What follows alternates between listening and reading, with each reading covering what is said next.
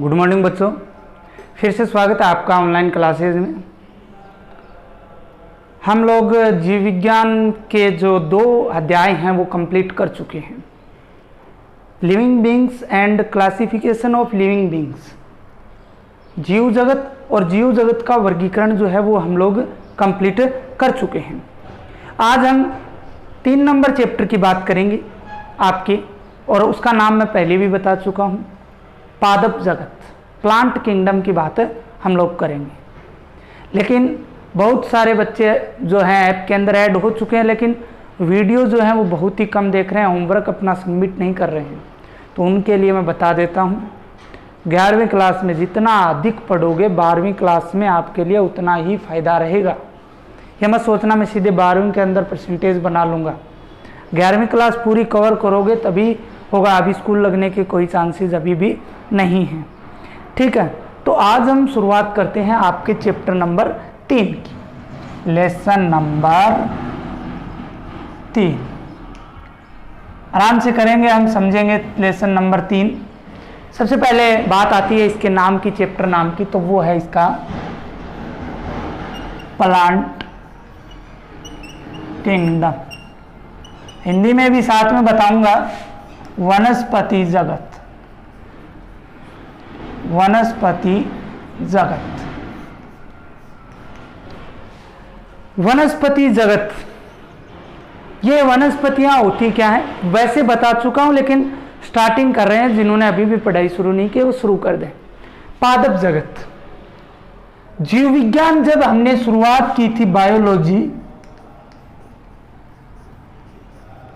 तो बायोलॉजी के अंदर जीव विज्ञान, जीव विज्ञान के अंदर 2 शब्द हैं, एक तो जीव है और एक विज्ञान है। विज्ञान का मतलब अध्ययन करना, जीव का मतलब जीव का। जीव के भी 2 टाइप्स होते हैं, एक तो होता है पादप और एक होता है जंतु। एक होता है पादप और एक क्या होता है जंतु। पादप को ही वनस्पति कहा जाता है, पादप को ही क्या कहा जाता है, वनस्पति कहा जाता है। इंग्लिश में वही शब्द काम में लेते हैं, प्लांट। पादप को ही क्या कहा जाता है, वनस्पति कहा जाता है। जंतु जितने भी प्राणी हैं वो इनको बोला जाता है। चौथा चैप्टर आपके इनके बारे में रहेगा, तीसरा चैप्टर जो है वो आपके पादपों के बारे में रहेगा। अर्थात वनस्पति क्या है, पादप क्या है, जितने भी हरे ग्रीन जो पेड़ पौधे हैं वो कौन सी श्रेणी में रखे गए हैं, इस श्रेणी में रखे गए हैं। पेड़ पौधे, जितने भी पेड़ पौधे हैं जो प्रकाश संश्लेषण करते हैं वो सब वनस्पति के अंदर ऐड हैं। समझ गए मेरी बात। और 3 नंबर चैप्टर में हम इन्हीं पेड़ पौधों के विस्तार से बात करेंगे, इनके वर्गीकरण की बात हम लोग करेंगे कि इनका वर्गीकरण क्या होता है, किस प्रकार से इनको अलग अलग भागों में बांटा गया है, किस प्रकार से हम इनका अध्ययन करते हैं, कौन कौन से वैज्ञानिक थे जिन्होंने पादप जगत के बारे में सबसे पहले बताया, क्या बताया, कौन सी उनकी पुस्तकें थी, उनके बारे में हम विस्तार से बात करेंगे। ओके, तो ये थी वनस्पति जगत। वनस्पति जगत और एक होती है वनस्पति विज्ञान, पादप विज्ञान, जंतु विज्ञान। पादप विज्ञान या वनस्पति विज्ञान, वनस्पति विज्ञान इंग्लिश में बोलते हैं बॉटनी। क्या बोलते हैं, बॉटनी। और जंतु विज्ञान को बोलते हैं जूलॉजी।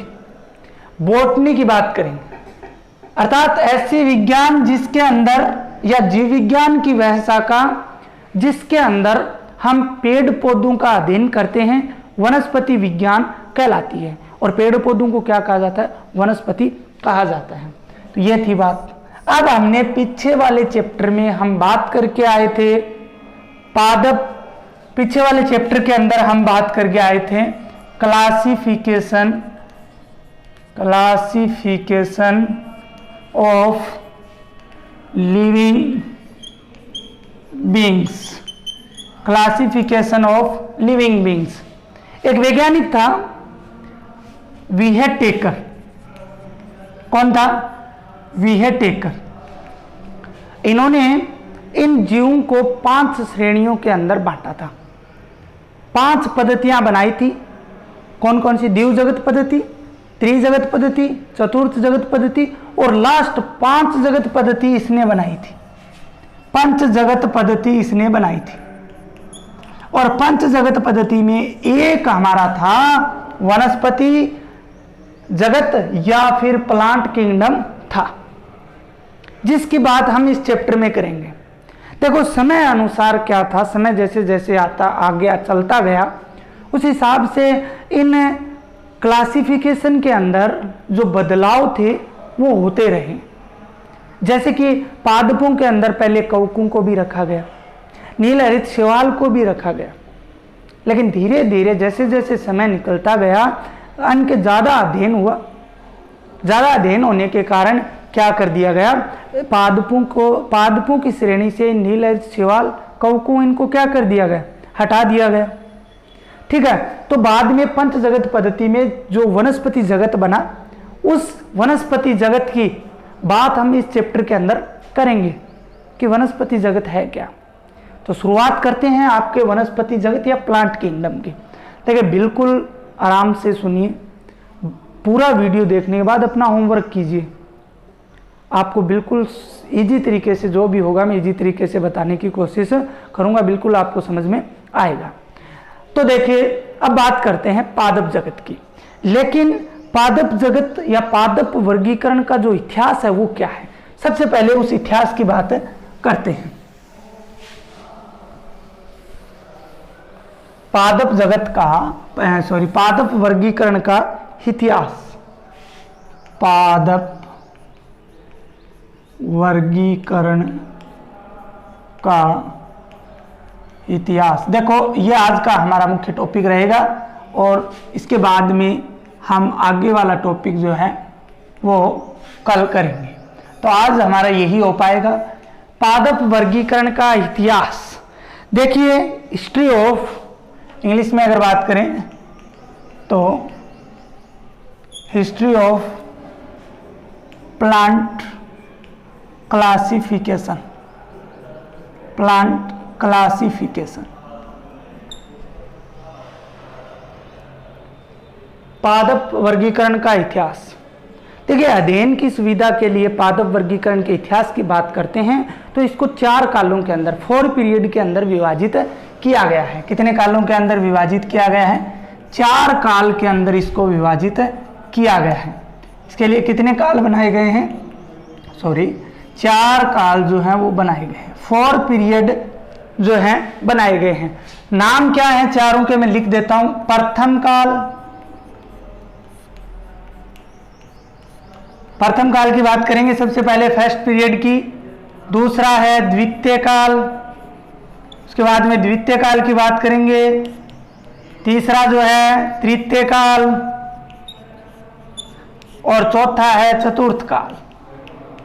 चौथा क्या है? चतुर्थ काल। ठीक है, लेकिन सबसे पहले किसकी बात करेंगे? प्रथम काल की। प्रथम काल की बात करते हैं तो एक वैज्ञानिक था जिसका नाम था थियोफ्रेस्टस। ध्यान से सुनना यहाँ पे, थियोफ्रेस्टस। अगर बात करें इनकी सन की तो 370 से 285 बीसी, 285 बिफोर क्रिसमस। बीसी का मतलब बिफोर क्रिसमस। ठीक है, थियोफ्रेस्टस एक वैज्ञानिक थे।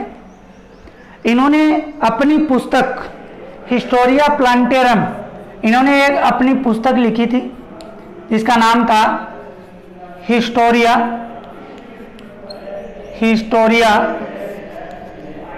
प्लांटेरम। क्या नाम था पुस्तक का?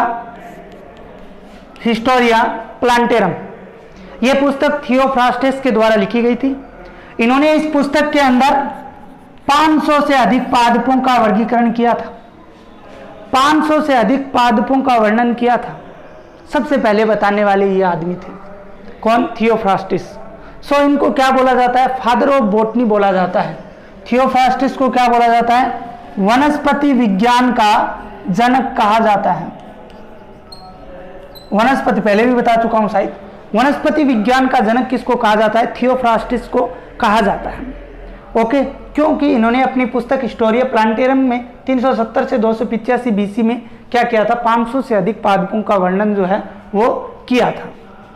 इसके बाद अगर हम बात करें सेकंड काल, लेकिन सेकंड काल से पहले आप सुनिए, इन्होंने पादपों को संरचना, रचना व गठन के आधार पर, रचना व गठन के आधार पर इन्होंने वृक्ष, छूप, उपछूप व शाख के अंदर विभाजित किया था। वृक्ष, छूप, उपछूप व शाख के अंदर इन्होंने पादपों को विभाजित किया था। किसके आधार पर? स्ट्रक्चर और उनके कंपोजिशन के आधार पर इन्होंने ये जो पादप है इनको इस प्रकार से बांटा था। ओके, दूसरा काल आता है द्वितीय काल। एक स्वीडन देश है और स्वीडन देश के वैज्ञानिक थे कैरोलस लिनियस, नाम सुना है, हम पढ़ चुके हैं, कैरोलस लिनियस। बात करें इनके कार्यकाल की तो वो 1707 से लेकर 1778 तक है। कितना है? 1707 से 1778।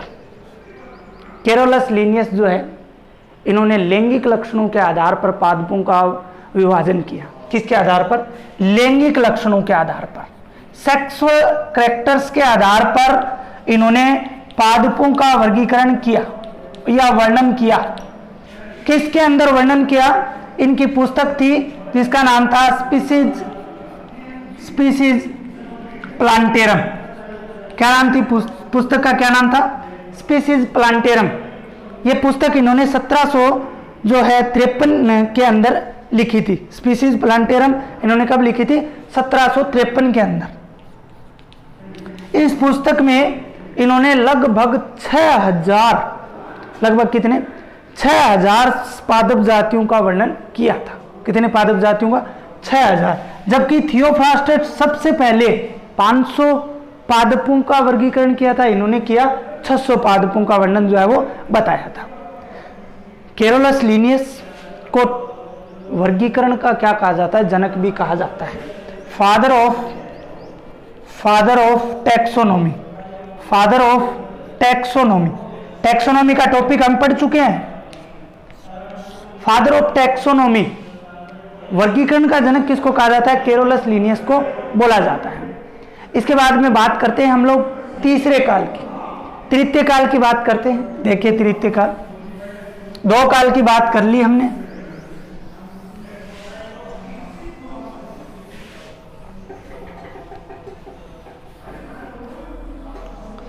तृतीय काल की बात करते हैं।